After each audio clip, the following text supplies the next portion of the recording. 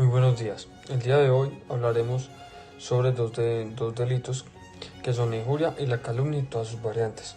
Estos delitos se pueden encontrar en el título quinto como capítulo único del Código Penal colombiano. Nuestro grupo está conformado por Sebastián Gómez, que es quien le habla, y Mariana Moncada. Para empezar un poquito a hablar sobre estos delitos, tenemos que entrar en una breve introducción sobre por qué, o lo que nos preguntamos es cuál es la razón de la tipificación de los delitos de injuria y calumnia. Bueno, la razón por la cual se tipifican estos delitos es para la protección de los derechos fundamentales de la honra y el buen nombre. Estos derechos se derivan de la dignidad humana que tiene cada persona, por lo que son una obligación del Estado establecer mecanismos de protección. Primero definamos un poco sobre la honra y el buen nombre. El buen nombre es definido como la reputación o el concepto que una persona tiene en los demás. Este derecho vulnera las informaciones falsas y erróneas que difundan sin fundamento.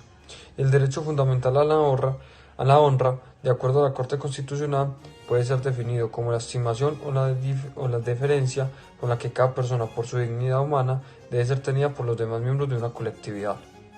Cordial saludo, mi nombre es Mariana Cárdenas y como lo mencionó mi compañero Sebastián al inicio del video, también hablaremos de un delito que es muy interesante.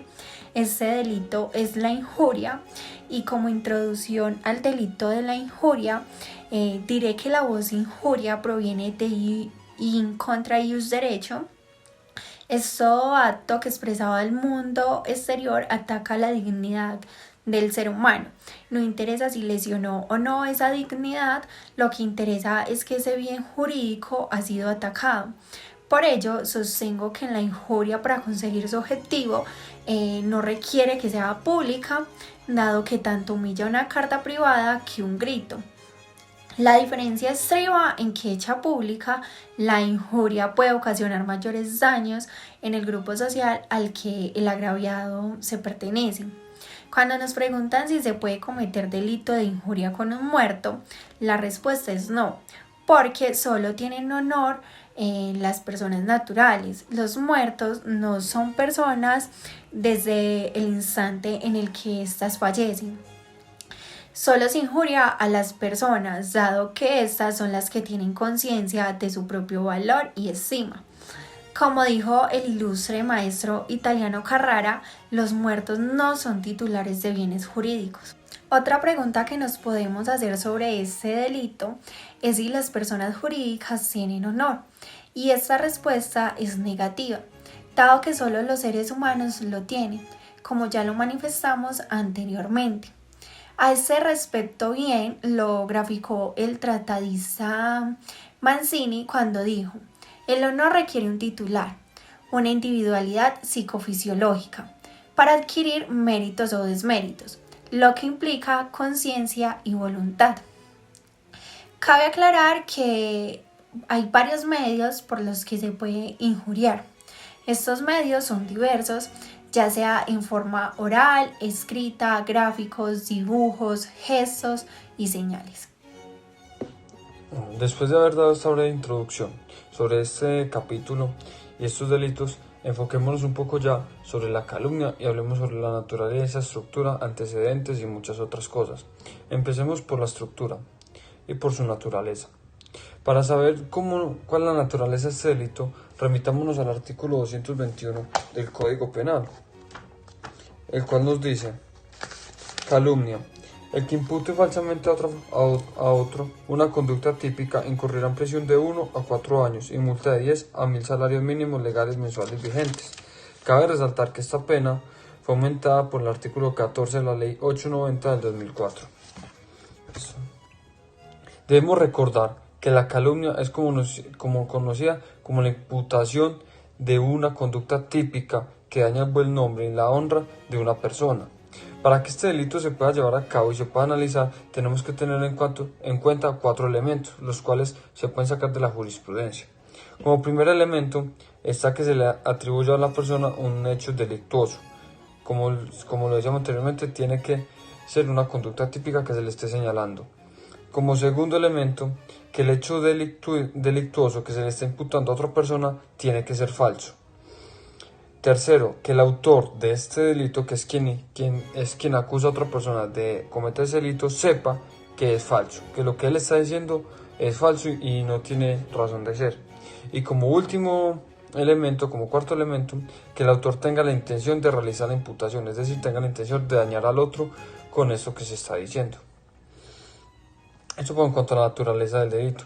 Ahora, vámonos a la estructura. Tenemos que saber que el tipo penal es abierto, el sujeto activo es simple, el sujeto pasivo también es simple, y la antijuricidad, pues el bien jurídico que está protegiendo es la honra y el buen nombre.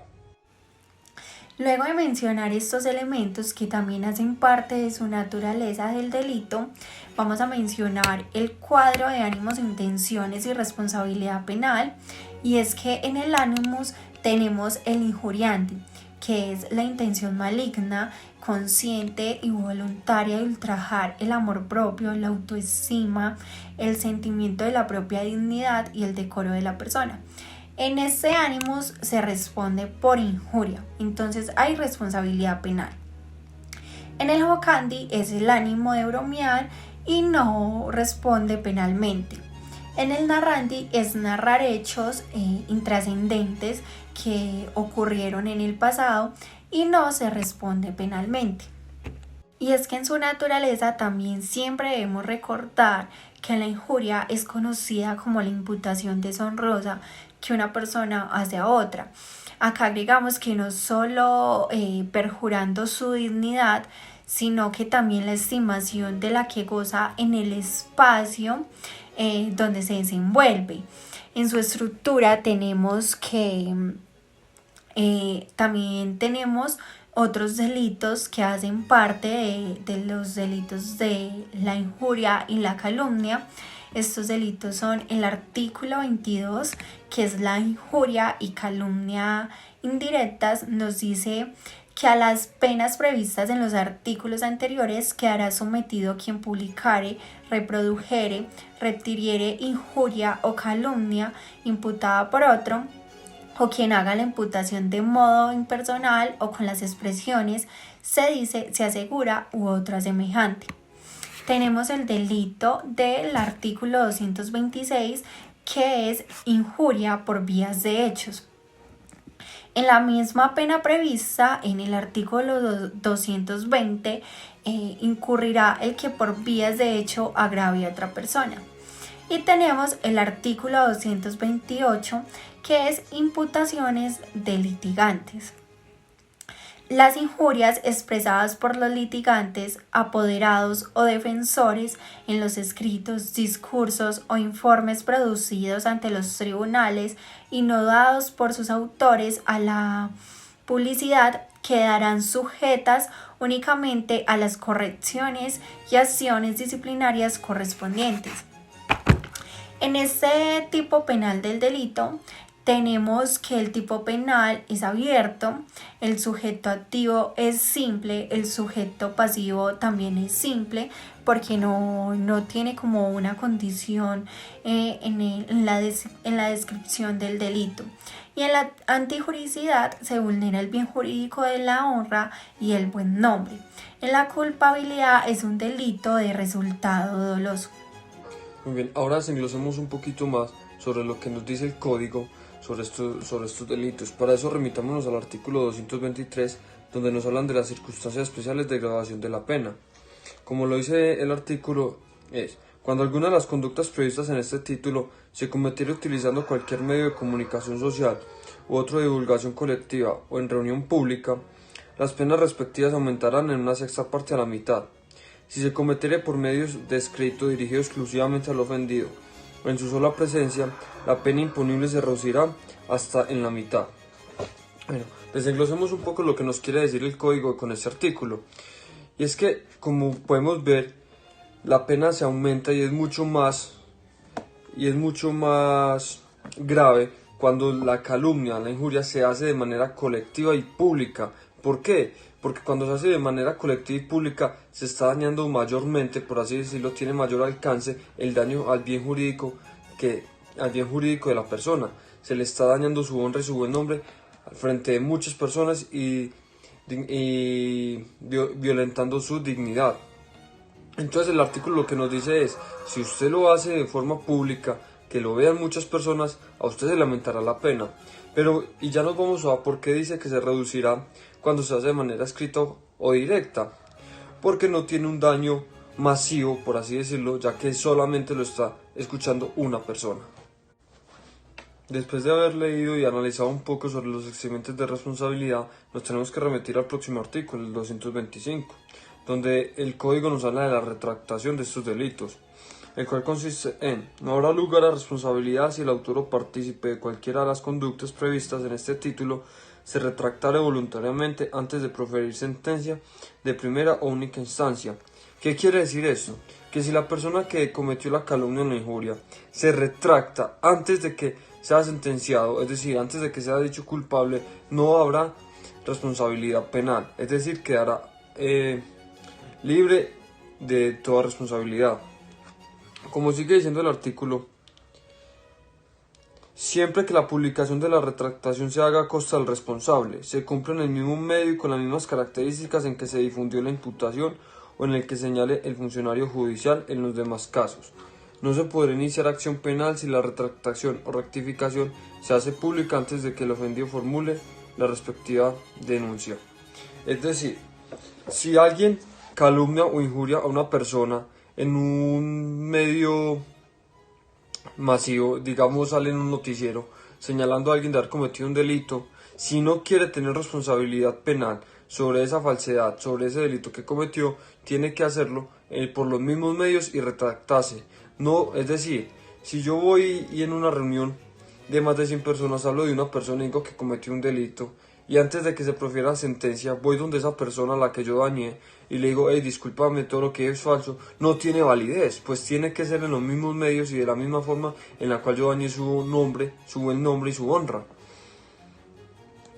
Y, como a lo último del artículo nos dice, no se podrá iniciar acción penal si la retractación o rectificación se hace pública antes de que el ofendido formule la respectiva denuncia. Es decir, yo ofendo a una persona, lo calumnio, hago injuria sobre esa persona, y antes de que él instaure una denuncia sobre mí, yo me retracto con las características que mencioné anteriormente, no tendré por qué responder penalmente.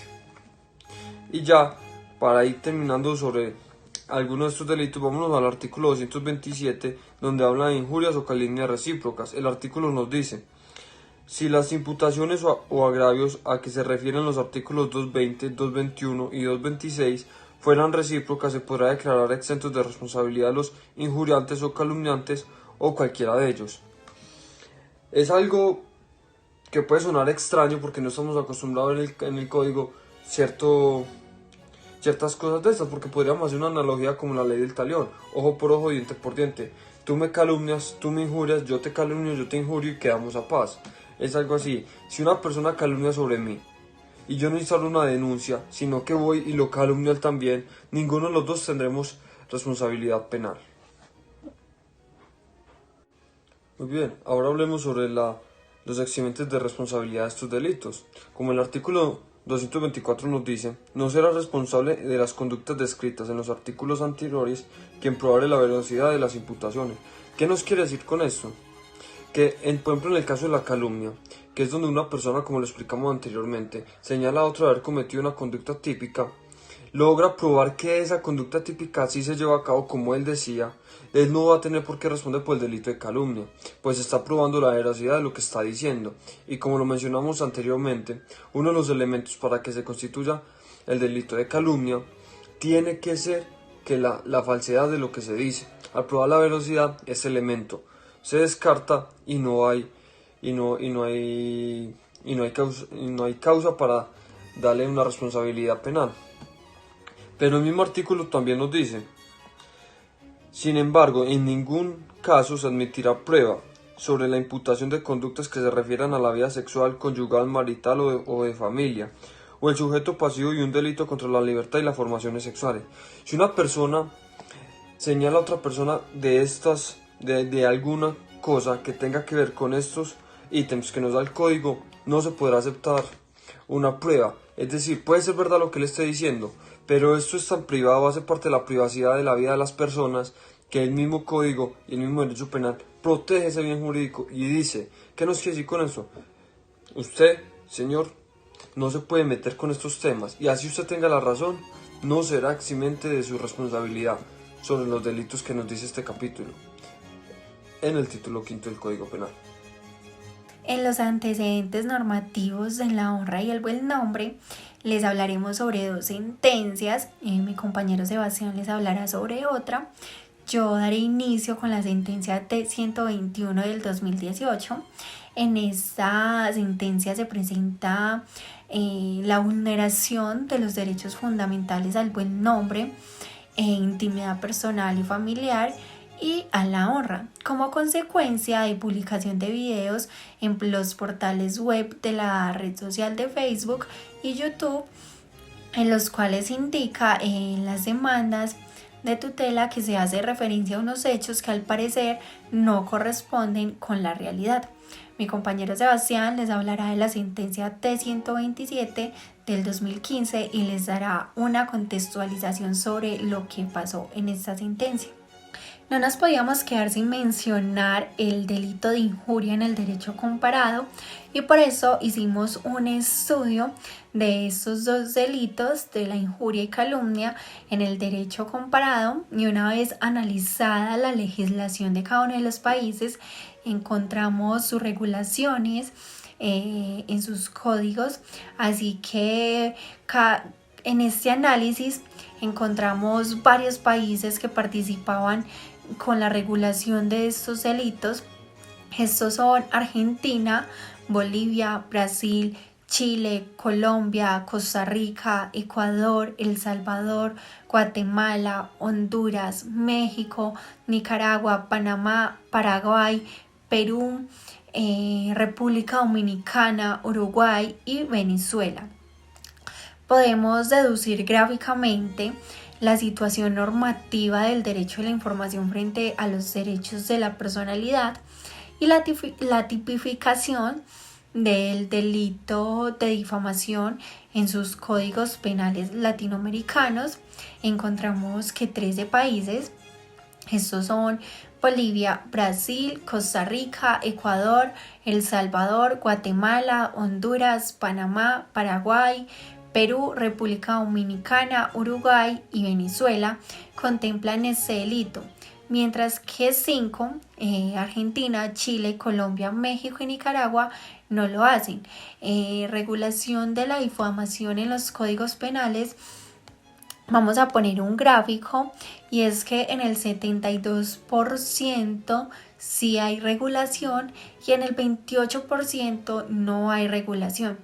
De los 13 países que tipifican el delito de difamación, 6 lo sancionan con pena privativa de libertad, 2 con multa, 4 con pena mixta, o sea, puede ser prisión y multa, y 1 con otro tipo de pena.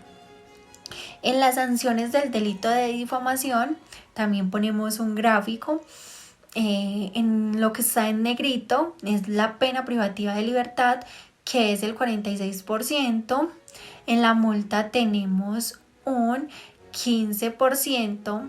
En la pena mixta tenemos un 31%.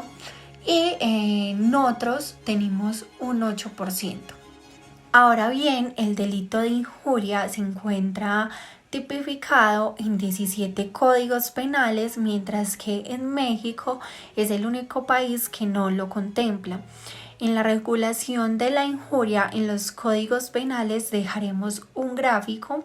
Este gráfico nos muestra que si hay regulación en un 94%, en el gráfico se muestra en color negro, y lo que se muestra en color blanco es un 6% que nos dice que no hay regulación. De los 17 países que establecen el delito de injuria, encontramos que Argentina no establece expresamente una sanción, pues la deja al arbitrio del juez. Por tanto, nuestro universo de países se reduce a 16. Ahora bien, de estos 5 sancionan con una pena privativa, 6 con multa y 5 mediante pena mixta, que es prisión y multa. En las sanciones del delito de injuria tenemos que hay una pena privativa de libertad con un 31% en este gráfico que vamos a dejar. En la multa hay un 38%, está de color negro, y en la pena mixta hay un 31%.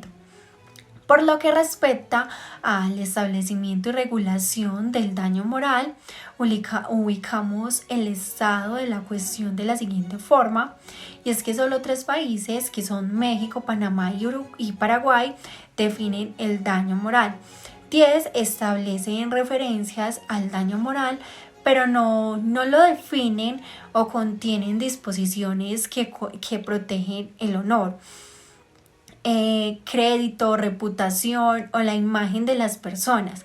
Y solo 5 países, que son Colombia, Costa Rica, Honduras, Nicaragua y República Dominicana y Uruguay, establecen el daño genérico o protección al honor, crédito, reputación o la imagen de las personas. Cabe destacar que Venezuela es el único que establece la reparación moral. En la regulación del daño moral en los códigos civiles latinoamericanos tenemos que se contempla un 17%, que hace referencia a un 55% y que no aplica un 28%. Después de mencionar un poco sobre cómo se lleva a cabo la calumnia en diferentes países, tenemos que hacer referencia a un gráfico, hagamos una estadística de cómo es la regulación de la calumnia en los códigos penales. Pues nos encontramos que en Latinoamérica más o menos el 46% de los países lo hace con pena privativa de la libertad, con multa el 15%, con una pena mixta el 41% y con otra pena el 8%. Con base en lo anterior, es importante resaltar que si bien es cierto que el artículo 1.1 de la Convención Americana sobre Derechos Humanos señala que los estados se comprometen a respetar los derechos y libertades reconocidos en esta y a garantizar su libre y pleno ejercicio a toda persona que esté sujeta a su jurisdicción, el Estado tiene a su vez 2 obligaciones sobre el particular. Una de estas es de respetar y otra de garantizar los derechos y libertades consagrados en la Convención. Y que la Corte Interamericana, en los diferentes casos jurisdiccionales y opiniones consultivas, ha señalado que el artículo 13 de la Convención debe analizarse en el siguiente orden. Y este es que en el primero debe ser contenido del derecho a la libertad de pensamiento y de expresión. Segundo, la libertad de pensamiento y de expresión en una sociedad democrática. Tercero, el rol de los medios de comunicación y del periodismo en relación con la libertad de pensamiento y de expresión. Y cuarto, las restricciones permitidas a la libertad de pensamiento y de expresión en una sociedad democrática. Por lo que Latinoamérica debe buscar la despenalización de los delitos contra el honor y buscar por la vía civil, a través de la figura del daño moral, la protección del derecho a la vida privada, al honor y a la propia imagen y reparación moral. Todos estos delitos nos pueden causar mucha curiosidad sobre cómo se llevan a cabo en el derecho comparado, es decir, en otros países en su ordenamiento jurídico. Cabe resaltar que más o menos en Latinoamérica hay más de 15 países que tienen el derecho de calumnia y que da cárcel. Hay otros que no, como Venezuela, El Salvador y otros países. Pero vámonos un poco a las potencias. ¿Qué pasa en las potencias en cuanto a derechos como la calumnia? Si bien en Estados Unidos no existe el delito de calumnia en sí, sino que existe algo llamado difamación, pues bien no da cárcel ni da privación de la libertad, pero sí da pie a que si yo me siento que me dañaron mi buen nombre, tengo derecho, y que eso me causó perjuicios, tengo derecho a demandar a la persona que lo causó para que me dé una indemnización, por así decirlo. Pero en cambio en España se ve muy similar a como se da acá en Colombia. Hablando un poquito ya más de jurisprudencia, basémonos, y para que la quiera leer completa, es una sentencia bastante interesante, que es la C442 del 2011 de la Corte Constitucional, la cual es muy interesante porque nos habla de unas personas que demandaron los artículos de este título, todos, que porque estaban violando, que eran inconstitucionales o inexequibles, que porque estaban violando ciertos derechos, ciertos artículos constitucionales que aparecen en la Constitución, como lo son el artículo 20, el 29, el 93, que nos habla de la libre expresión y todo eso. Pero yo creo que ya con la explicación que hemos tenido, más de uno de ustedes que está viendo este video podría empezar a analizar un poco por qué el fallo de esta sentencia, y se lo adelanto, y es que es inexequible. Es demasiado interesante porque si bien en una parte que entran diferentes convenios internacionales, la Corte sí da razón de que se viola, pero también dice no, eso no entra en el caso de Colombia y no se puede trasladar así por así. Yo creo que más de uno ya puede empezar a analizar por qué no, y es porque la libre expresión tiene por lógica común un límite, y es no dañar a otra persona. Si yo empiezo a dañar a otra persona, ya mi libre expresión se tiene que anular, por así decirlo, porque estoy difamando, estoy dañando el buen nombre y la honra, que son los derechos que se deben de proteger y de los que hemos hablado tanto a lo largo de este video.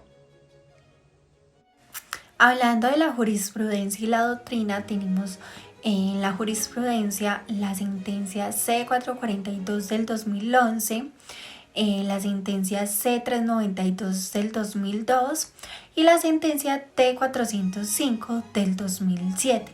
En la doctrina encontramos varios documentos.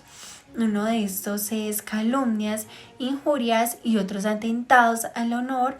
Es de la perspectiva doctrinal y jurisprudencial de Carmona Salgado del año 2012.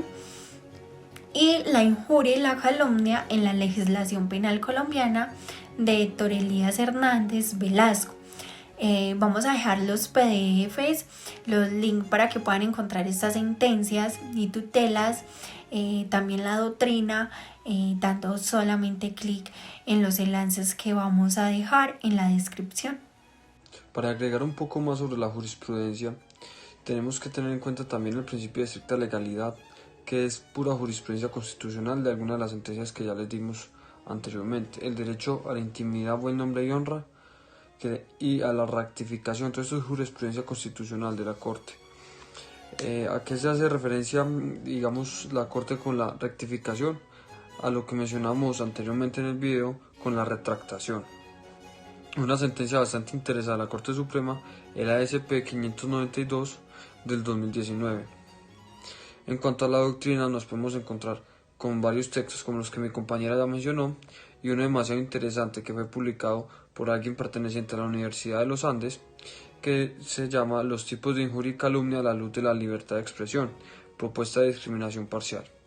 Este texto es demasiado interesante porque puede ayudarnos a diferir un poquito más y tener una propia reflexión sobre por qué la Corte separa, digamos, esto de la libertad de expresión, y por qué la libertad de expresión, la calumnia y la injuria tienen como una pared que siempre están chocando estos conceptos.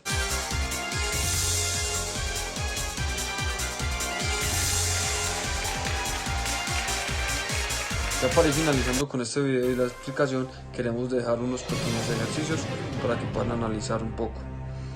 Tenemos el caso de que Juana,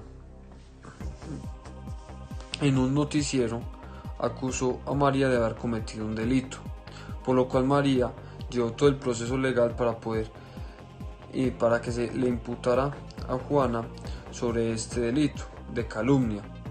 Antes de que se diera una sentencia, Juana se retractó de lo que dijo en el barrio donde vivía, más o menos con unas 15 personas escuchando. Tenemos varias opciones. Como primero, ella tendrá que responder por calumnia. Como segundo, ella responderá por injuria. Tercero, no tendrá responsabilidad penal. ¿Cuál es la respuesta? Como segundo ejercicio, tenemos que Juan lanza imputaciones deshonrosas sobre su vida marital hacia Pedro, pues lo acusa de ser infiel a su mujer y afirma tener pruebas. Pues Pedro lo denuncia por injuria, lo cual se lleva a un proceso. En el juicio, Juan lleva las pruebas, tiene todas las pruebas y las lleva al juicio para demostrar que lo que él dice es verdad. Tenemos las siguientes opciones. Primero, las pruebas serán admitidas y Juan no tendrá responsabilidad. Como segundo, las pruebas no serán admitidas. Tercero, ninguna de las anteriores. Gracias por venir. Gracias.